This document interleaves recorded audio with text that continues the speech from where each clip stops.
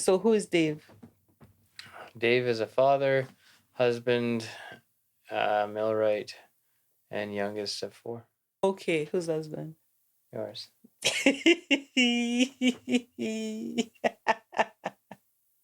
Yes. Yeah, this is my husband that I love so much. Happy to be here in my house.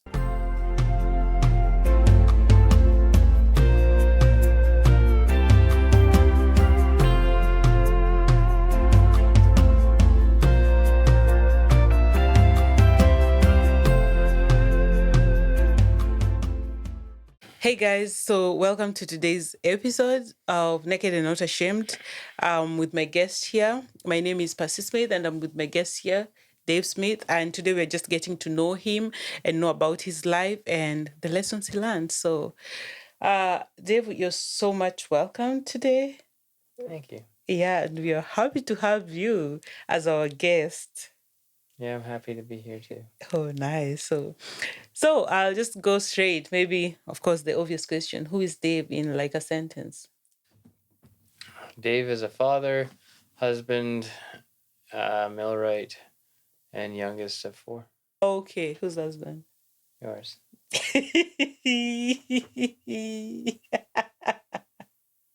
Yes. Yeah, this is my husband that I love so much. Happy to be here in my house. Okay. It's our house. Okay. Say that again. Happy to be here in Our our home. house. Yeah, thank you. Okay, so my other question is tell us one interesting thing about your childhood. I was brought up a Christian, my dad being a pastor, so we had a very fairly Christian upbringing, somewhat strict, somewhat not strict. So yeah, we just knew a lot about Bible growing up, going to a Christian school. So, what is this? Is there like what is one event that changed your life trajectory? Yeah, I'd say the biggest one was, um, the brain injury. Tell us about your brain injury.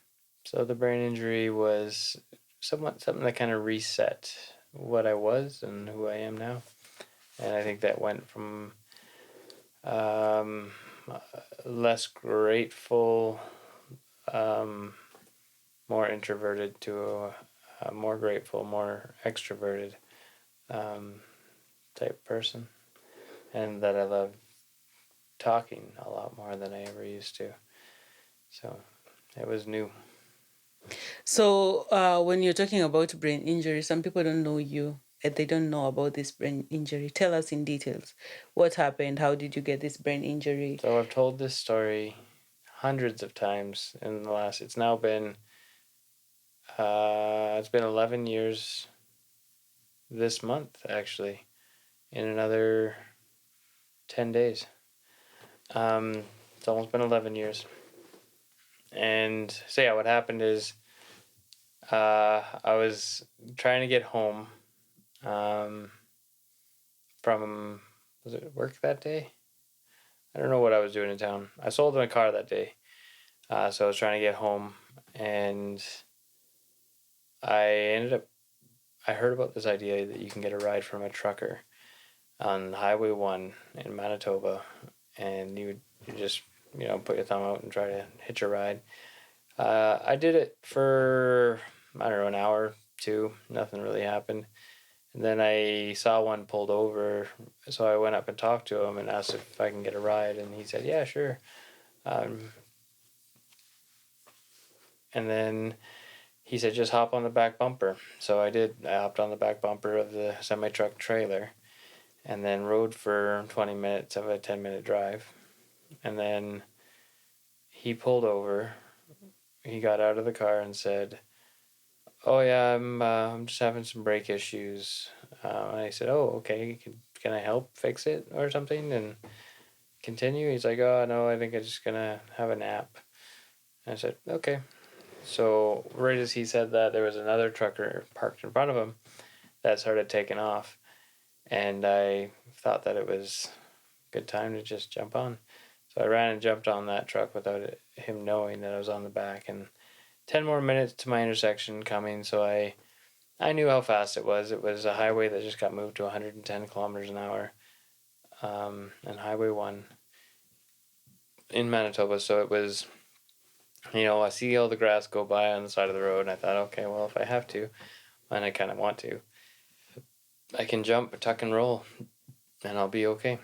I might twist an ankle or something. So then the time came, the intersection was coming up, so I got my phone out and I tried to flag the driver with the LED.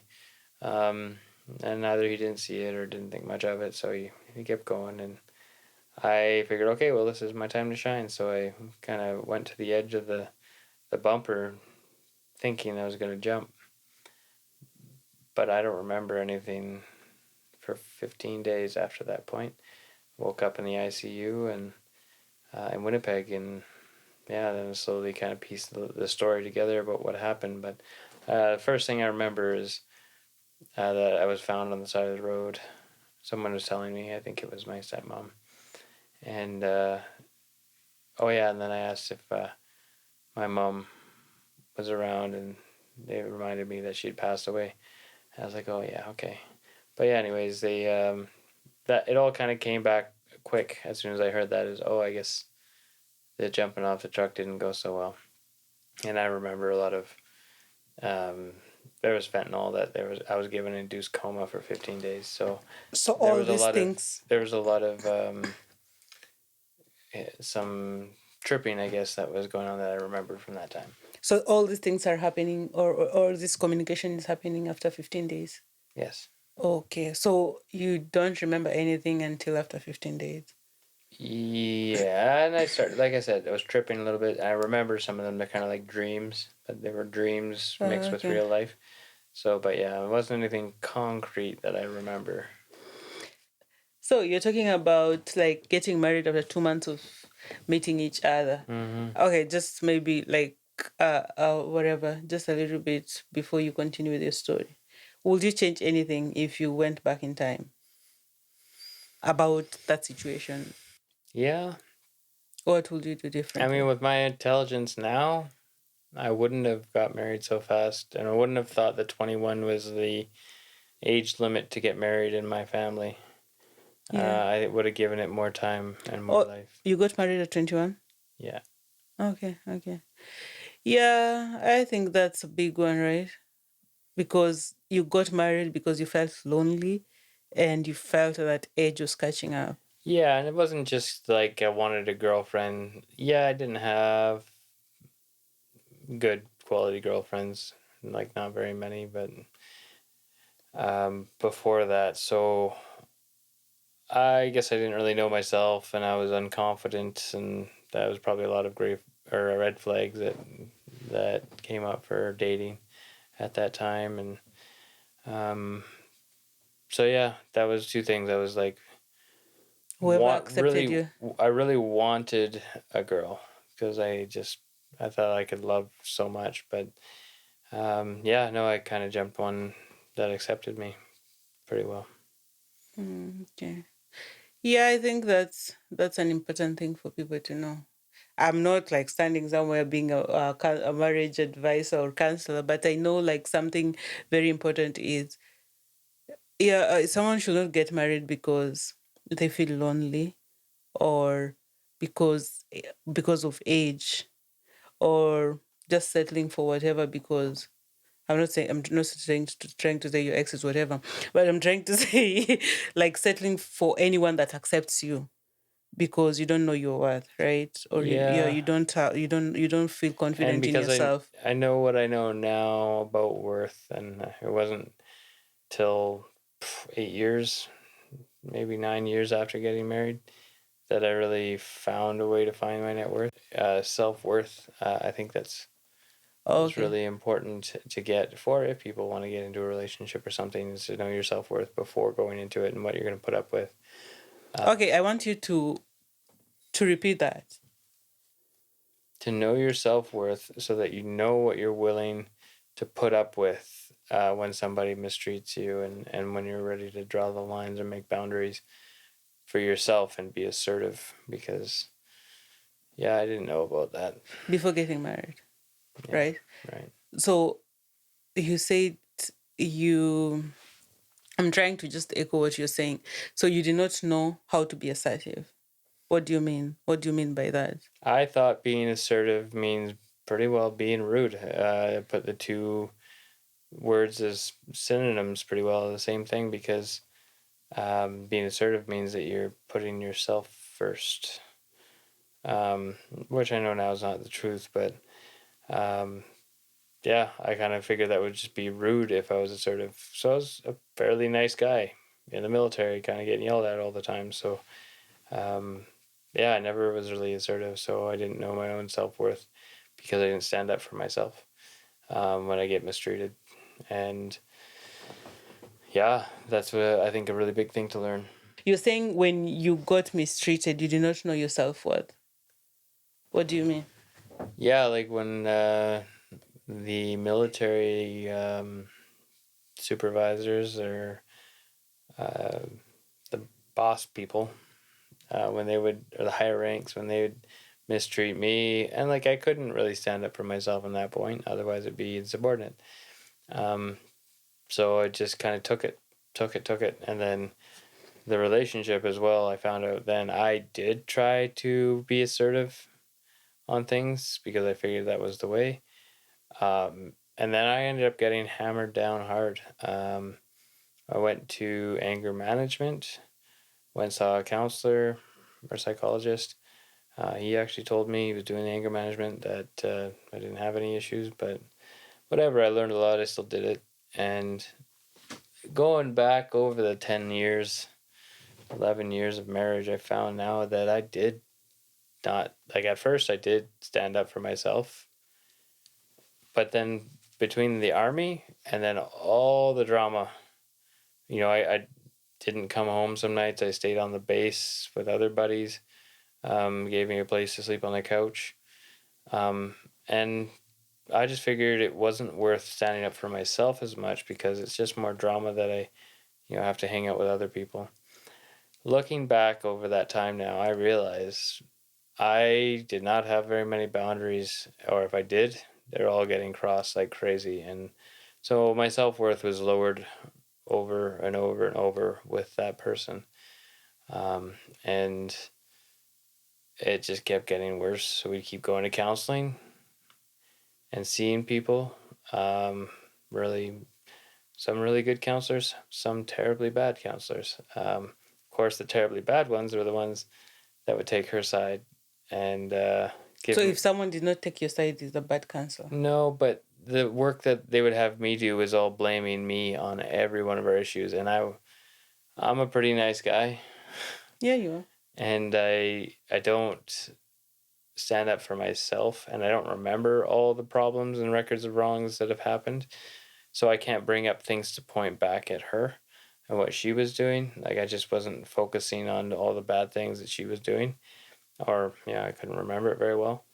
So when we go see counselors, it was just, this is what he did, this is what he did, this is what he did. I'm like, she did stuff too. I just can't remember it right now because I don't I don't want to stay living in the past. I want to move forward. We're here in counseling to think about how we're going to make our relationship better, not dwell on how bad it was.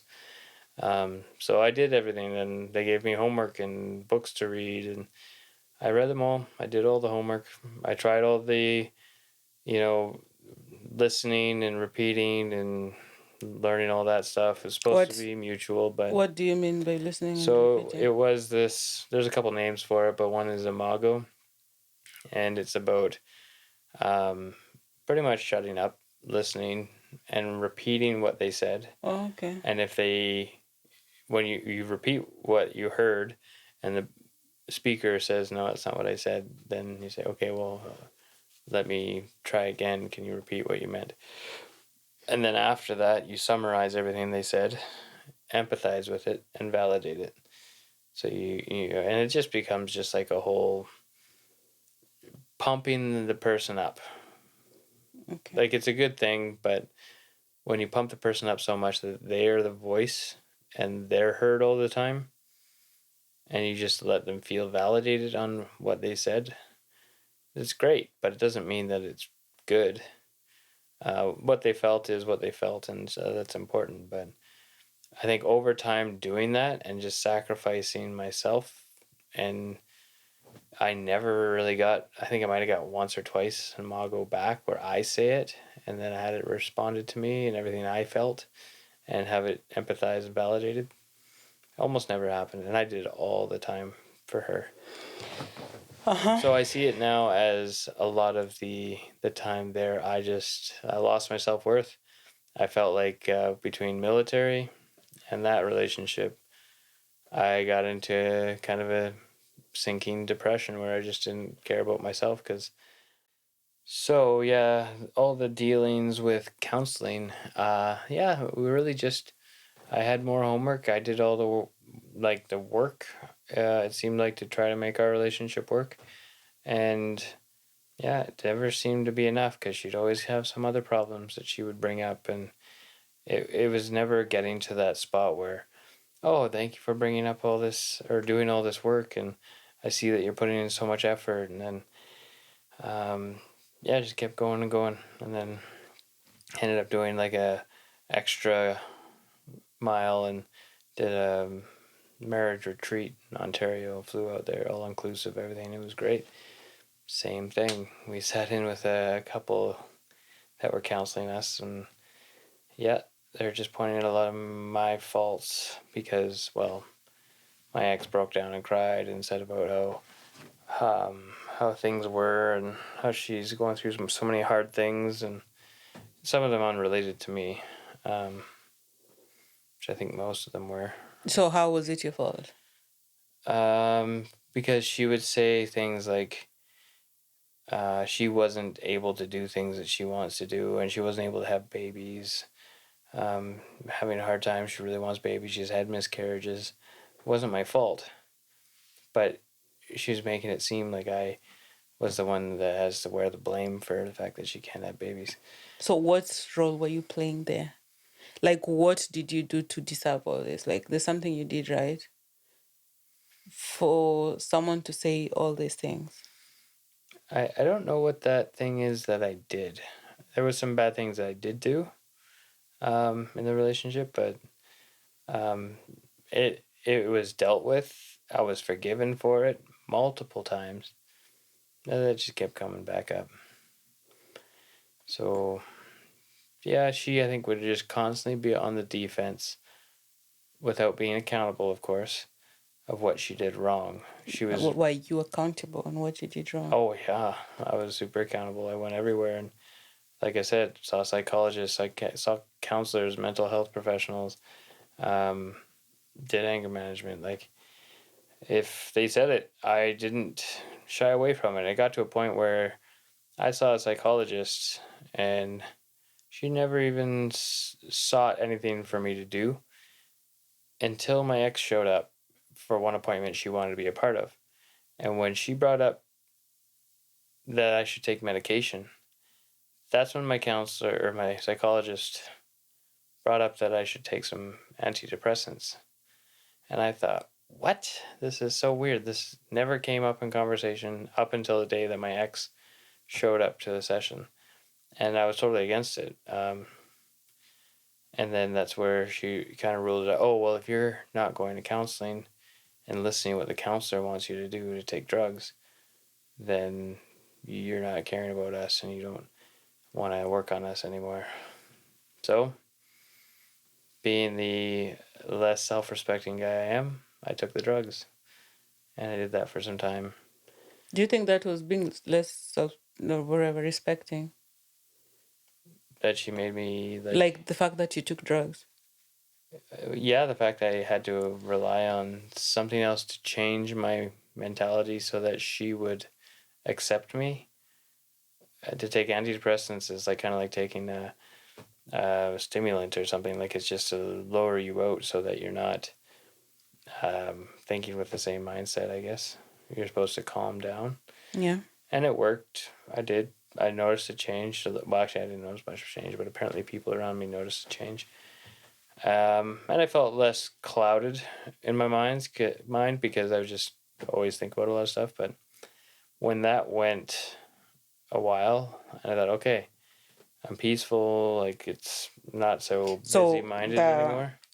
Then I said, I don't need to be taking these drugs anymore because whatever they're doing is done. And I was sick with the other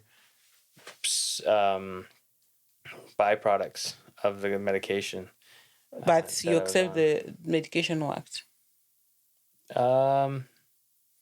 For some things, yes. For other things, no. What are these some things? Um, the what was it? Sleep. Had an issue with sleep. That was a thing, and then I think something to do with libido, maybe that dropped a lot. And I just felt when you starting incorporating drugs to play with your chemicals in your brain, that's where I just feel like it gets to a problem for most people. I don't think that's the way anywhere. The Bible says to take drugs to change your brain on how it works. So whatever, devil's advocate, I kind of felt like it was really bad, but it worked to a point where I could say, okay, whatever, silver lining. I can benefit from this in some way. So I use that. Did it help the relationship in any way? That I don't know. What do you mean? She might have said it did because she wanted me to keep taking it, What if it did? but it didn't work for long. Because you stopped. No, because she still would come up with something to come against me while I was on it. And that was the other reason why I took it off, because I was like, I tried it and it didn't seem to fix it. Then I think it was after that time, we went to a different counselor, and I think somebody told her that she should maybe go see a psychiatrist. So they wanted her to go see a psychiatrist, and I thought, okay, well, that's affirming that she's actually got something she's got to work on for once. And of course, I got the bill, $250 a session, 4 times a month. There's another $1,000 I had to pay for her to see a psychiatrist. But it worked pretty good. She was having to become accountable for everything she did, and I thought, this is amazing. Like, there's no way that I could ask for something better. Like, she was actually getting harped on something that she was doing without me having to say, you're doing something wrong, and me remembering all of her wrongs. She had to find that she was just reasoning incorrectly. So a psychiatrist was doing great. It cost a lot of money, but yeah, it seemed like it was worth it at the time. Then he had a stroke. Then she stopped seeing him, and everything went back. That's when she was seeing him. She turned into a bit of a new flower, and she would apologize and take accountability for things. And I thought, this is amazing. Things are working. But as soon as that thing ended, then it was right back on the back. Were these Christian psychiatrists or whatever? It was just. I don't know. He might have been. But. Yeah. Okay, sorry, continue. No, and then it just kind of, everything went back. It seemed like things were getting really, really good at times. And then I ended up going to this marriage retreat in Ontario in like August. And then come back from that feeling new and everything's great and the relationship's perfect, and go to Hot Springs on Boxing Day. And we had the most in-depth, intimate conversations on the way there and on the way back and in the hot springs. And it was like, we'd never been there. It seemed like we would get right back to the love that we were at like the honeymoon phase, it seemed. And then within a couple days, on the way back from that trip, going through Winlaw, something happened, something clicked, and it just turned into, I swear, like she got demon possessed. And she just went off the rails on the smallest issue about a boy we were looking after, kind of foster care, and how he wasn't answering his phone when her mother was trying to contact him, and she was the kind of guardian while we were having our date night. And so she was freaking out at him, and I thought, oh, maybe he just turned off his phone because he didn't want to get contacted by anyone. Oh, that was just like I was defending him and going against her, and then she just was seeing red like a bull and just like laid into me and ripped into me hard. And I'm like, whoa, where is this coming from? We just had a great night. And I wasn't demeaning it her anyway. So, anyways, it was like I still put it to this day that she was possessed and what she was doing and reasoning. And then we keep driving. Well, actually, she kicked me out of the car for a little bit. And then I got back in the car eventually and we kept going home. And then it was another couple days. Ex-father-in-law's birthday. Got him some gifts. Apparently he didn't like them very much. Or he thought they were weird. I got him like a shop light. Whatever the gifts were. Whatever the gifts were seemed like they were pretty regular gifts for a guy. I just picked him up on the way home from work that night. And I wanted to go home to go to sleep after the dinner, but then she wanted me to stay. So anyways, I stayed. I kept trying to leave, but I stayed. And then at the very end, I just turned the car on, waited for her. We got to go. And on the way home, she cries. And then like she said she didn't want to go to see my family up in 100 Mile at that ride. And I said, let's not make any decisions now. Let's just get home. Okay, where is this going? Yeah. Anyways, she went back. We got home. She go back to her parents' place.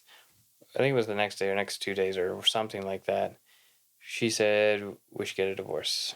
And at this point, I was like, I put in so much work into this relationship trying to make it run smooth for 10 years.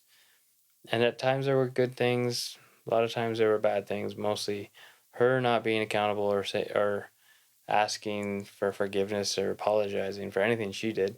And you? And I always did. And like I was what? like, Okay, she was not accountable. What role were you playing? Like, what bad thing were you doing? Like, there's always two I sides, was working right? too much. Working too much, like regular job. Like a regular job and overtime. Yeah. Why? Because I was building the house that we were in, building equity, and wanting to get to a financial generational wealth so that nobody had to work anymore. Did you guys talk or about I didn't not have to working? work anymore. It doesn't matter. Yeah, I think we did, but it didn't matter because she didn't see the same future I saw. And even though I paid for everything that she wanted to do while she didn't work, and I supported her and put her, I really wanted to make it work and tried everything, but my mind was kind of, I don't know, my butt was leaving the seat pretty much too. Like I didn't have a whole lot more respect and love that I mean, I was going to give it unconditionally, but the respect wasn't there on mutually, I don't think. But the fact I was getting treated how I was getting treated, and she didn't think that what I was doing to build like a wealthy family where I didn't have to work anymore. I worked a ton of overtime, had 3 houses, one of them paid off, and I was just getting more renters, and they were paying tons of money, so money was not an issue. Do you think like working too much was one of the issues that did the number? I think it was like it's what helped, but the root issues were always the same, and that was the real cause. What's the same? Like, do you mind mentioning any? The fact that she didn't get to go on as many vacations. I was always busy at work. I didn't have very much time off because I was trying to get my schooling done, and I take my vacation to get some schooling done so I can get more certified to make more money, get a better job.